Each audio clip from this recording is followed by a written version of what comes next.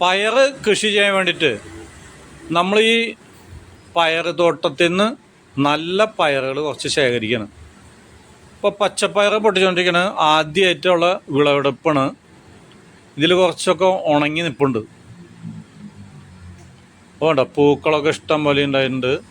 നല്ല കടും പച്ച. ഇപ്പോൾ ഈ വേനൽക്കാലമാണ്. അപ്പോൾ ഞാൻ കൃഷി ചെയ്ത എന്തൊക്കെ കൂടുതലും ഈ വാഴ അതിൻ്റെയൊക്കെ തൊട്ടടുത്താണ്. അപ്പോൾ ഒരു സമയം വെയിൽ കിട്ടില്ല, അതേസമയം പകുതി ഉച്ചയ്ക്ക് ശേഷം വീണ്ടും നല്ല വെയിൽ കിട്ടും.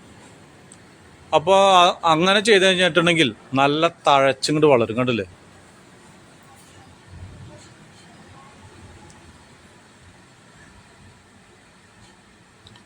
അപ്പോൾ സബിതയ്ക്ക് പയർ ഇഷ്ടംപോലെ കിട്ടിയിട്ടുണ്ട്. ഉണക്കപ്പയർ 2-3-4 ഉണ്ട്. കണ്ടില്ലേ? ഇങ്ങോട്ട് തന്നാ. അപ്പോൾ ഇതാണ് നമ്മളുടെ പൂവൻ വാഴ. ഈ വാഴയുടെ തൊട്ടടുത്ത് തന്നെ പയറൊക്കെയുണ്ട്. അപ്പോൾ വാഴയ്ക്ക് നനയ്ക്കുമ്പോൾ അല്ലെങ്കിൽ പയറിന് നനയ്ക്കുമ്പോൾ ഒറ്റ വെടിക്ക് 2 പക്ഷി എന്ന് പറഞ്ഞ പോലെ രണ്ടിനും വെള്ളമായി. അപ്പോൾ ഞാൻ പയറാണ് കൂടുതൽ നനയ്ക്കണുള്ളൂ, പൂവൻ വാഴ നനയ്ക്കണില്ല. കാരണം പൂവൻ വാഴയ്ക്ക് കൂടുതൽ വെള്ളത്തിൻ്റെ ആവശ്യമില്ല. അവൻ്റെ വേരുകളൊക്കെ ഇവിടെയൊക്കെ എത്തി ചെയ്യും.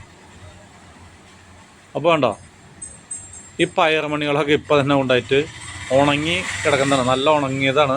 അതുകൊണ്ട് അങ്ങനെ തന്നെ പൊളിച്ചിട്ട് പയർ മണികളൊക്കെ നട്ടു കൊടുക്കണം. അപ്പോൾ ഇത് വെയിലത്തൊന്നും ഇട്ടിട്ട് ഉണക്കേണ്ട ആവശ്യമില്ല. കാരണം 2-3 ദിവസമായിട്ട് വെയിൽ കൊണ്ടിട്ട് ഉണങ്ങിയിട്ട് ഇരിക്കുന്നതാണ്. കണ്ട?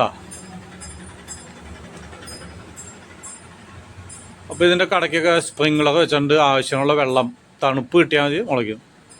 അപ്പോൾ ആദ്യം തന്നെ വെക്കുമ്പോൾ തന്നെ നമ്മളൊന്ന് നനച്ചോളൂ. സബിത അവിടെ നനയ്ക്കുന്നുണ്ട്.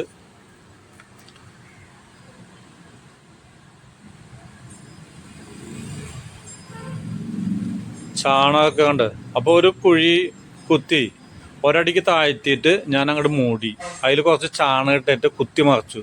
അപ്പോൾ ഉണ്ടോ ഈ ബാക്കിലൊക്കെ നമ്മൾ സ്പ്രിങ്ക്ലറിൻ്റെ ഓരോ ലൈൻ വെച്ച് കൊടുത്തിട്ടുണ്ട്. അവിടെയൊക്കെ പയറുമണികൾ വെച്ച് കൊടുത്തേക്കണം. ഇതേ ഒരു 2 ദിവസം കഴിഞ്ഞപ്പോഴേക്കും സാധനങ്ങളൊക്കെ മുളച്ചു വന്നിട്ടുണ്ട്.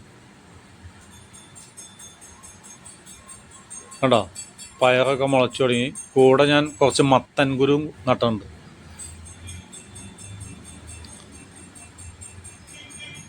പാഷൻ ഫ്രൂട്ടിൻ്റെ തൈക്കളുണ്ട്. അപ്പോൾ ഇതൊക്കെ ഇങ്ങനെ പപ്പായ ഇതൊക്കെ ഒരുമിച്ച് വെച്ചാണെങ്കിൽ പയർ താഴെ നോക്കും, പപ്പായ മരമായിട്ട് മുകളിലേക്ക് നോക്കണം.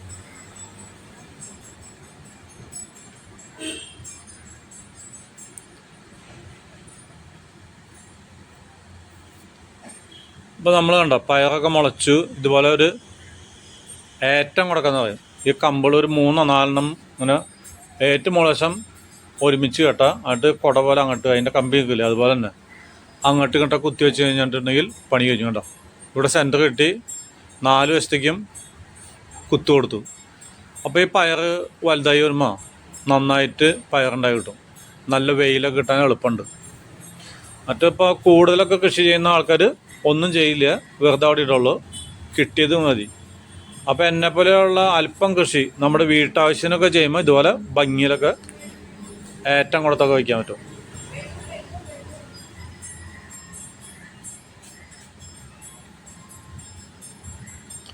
അപ്പോൾ റോഡരിയിലാണ് ഇഷ്ടം പോലെ വെയിൽ കിട്ടും. നന്നായിട്ട് അങ്ങോട്ട് തഴച്ചങ്ങോട്ട് വളർന്നോളും. അപ്പോൾ ഇത് കൃഷി ചെയ്യാൻ വളരെ എളുപ്പമാണ്. നിങ്ങൾക്ക് നാടൻ പയർ കിട്ടിയിട്ടില്ലെങ്കിൽ വിത്തായിട്ട് നിങ്ങൾ മേടിക്കാൻ നിൽക്കണ്ട. വിത്തിന് ഭയങ്കര വിലയാണ്, 800, 1000 എത്രയ്ക്കുണ്ട് വില. അപ്പോൾ എന്ത് ചെയ്യണം? പയർ നിങ്ങൾ നാടൻ പയർ എല്ലായിടത്തും വിൽക്കുന്നത് കണ്ടു കഴിഞ്ഞിട്ടുണ്ടെങ്കിൽ ആ കടകളിൽ നിന്ന് പയർ വാങ്ങുമ്പോൾ തന്നെ ഒരു 5-6 ഉണക്കപ്പയർ അതിൽ നിന്ന് എടുത്ത് വയ്ക്കുക. അത് വെയിലത്തിട്ട് ഉണക്കുക. അതിൻ്റെ മണി ഇങ്ങോട്ട് എടുത്തിട്ട് പിറ്റേ ദിവസം ഒരു ഗ്ലാസ് വെള്ളത്തിൽ 1 മണിക്കൂറോ 2 മണിക്കൂറോ ഇടുക. അതിന് ശേഷം ഇതുപോലെ കുത്തി കഴിഞ്ഞിട്ടുണ്ടെങ്കിൽ പെട്ടെന്ന് മുളച്ചു വരും ഇഷ്ടം പോലെ നാടൻ പയർ.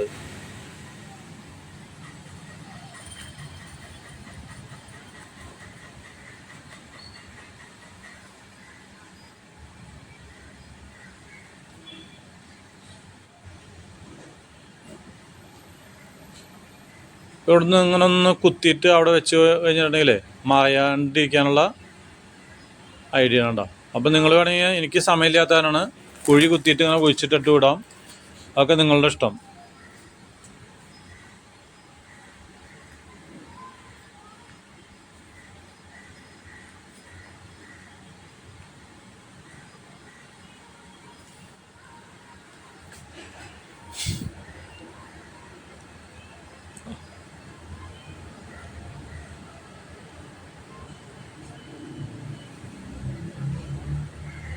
അപ്പോൾ നമ്മൾ പയറൊക്കെ വയ്ക്കുമ്പോൾ പരമാവധി നല്ല വെയിൽ കിട്ടുന്ന സ്ഥലത്ത് വേണം. ഞാനിവിടെ വഴിയുടെ അടുത്തായതുകൊണ്ട് അവിടെ മരത്തിൻ്റെ ചില്ലകളൊന്നുമില്ല. അപ്പോൾ അവിടെയാണ് വെച്ചോളുന്നത്. കണ്ടോ?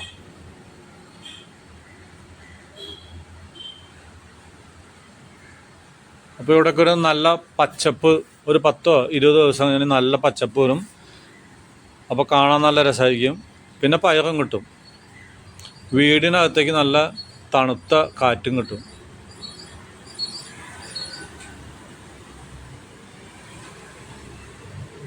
കണ്ടോ? നമ്മളുടെ പൂവൻ വാഴ കുലച്ചു.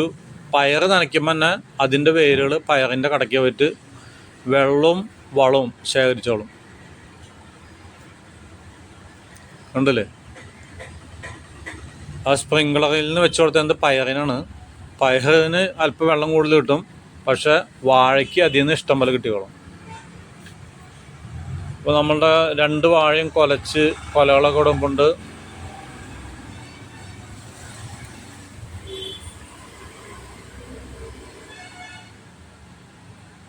അപ്പോൾ പയറൊക്കെ നിങ്ങൾ വീട്ടിൽ തന്നെ കുറച്ച് കൃഷി ചെയ്യുക.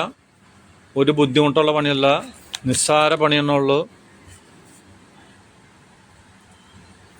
കൃഷി എന്ന് വെച്ചിട്ടുണ്ടെങ്കിൽ നിങ്ങൾ വിൽപ്പനയ്ക്കല്ല, നിങ്ങളുടെ സ്വന്തം ആവശ്യത്തിന് സ്വന്തമായിട്ട് കൃഷി ചെയ്തിട്ടുണ്ടെങ്കിൽ ഭയങ്കര ലാഭമാണ്. അതേസമയം കൃഷി ചെയ്തിട്ടുണ്ടെങ്കിൽ ഇത് മുഴുവൻ പുഴു വരും, ഓരോ രോഗങ്ങൾ വരും, 10 പൈസ കിട്ടില്ല. അതിപ്പോൾ ഞാൻ പറഞ്ഞു തരേണ്ട ആവശ്യമില്ല. കാരണം ഇന്നൊരാളും മലയാളികൾ ഒരാളും കൃഷി ചെയ്യാത്തത് എല്ലാവർക്കും അറിയാം. അപ്പോൾ ഉണ്ടോ, നമ്മളെ പൂവൻ വാഴ കുലച്ചു. ഈ കൊടപ്പനും പയറാണ് ഇന്നത്തെ കറി. കണ്ടോ? അപ്പോൾ ഇവിടെ നനയ്ക്കാൻ വരുമ്പോൾ തന്നെ മത്തങ്ങ വരം കിട്ടി. കണ്ടില്ലേ? മത്തങ്ങ, അടിപൊളി മത്തങ്ങ കിട്ടി. ഇതൊക്കെ തനിയെ ഉണ്ടാകുന്ന സാധനമാണ്. അപ്പോൾ നമ്മൾ മത്തങ്ങയുടെ കുരു വന്നിട്ട് ഇവിടെ എവിടെയെങ്കിലും വിതറിയിട്ടാൽ മതി, തന്നെ മുളച്ചു വരും. 1-2 മത്തങ്ങ കിട്ടും. അപ്പോൾ ഇത് വീട്ടിൽ കൊണ്ടുപോയി കൊടുക്കട്ടെ. ഇവിടെ സബിത വന്നിട്ട് എല്ലാ ഭക്ഷണങ്ങളൊക്കെ റെഡിയാക്കി വെച്ചിട്ടുണ്ട്. അപ്പോൾ ഇനി വീണ്ടും ഒരു വീഡിയോ ആയിട്ട് ഞാൻ കാണുന്നുണ്ട്. അപ്പോൾ നിങ്ങൾ നിങ്ങളുടെ കൂട്ടുകാരോടൊക്കെ പറഞ്ഞിട്ട് ലൂക്ക ആലപ്പാട്ടെന്ന് പറഞ്ഞിട്ട് ഈ കൃഷിക്കാരുടെ വീഡിയോ ഒക്കെ കാണാം.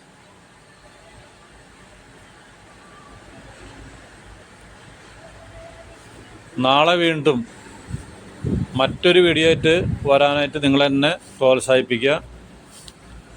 നന്ദി, വണക്കം.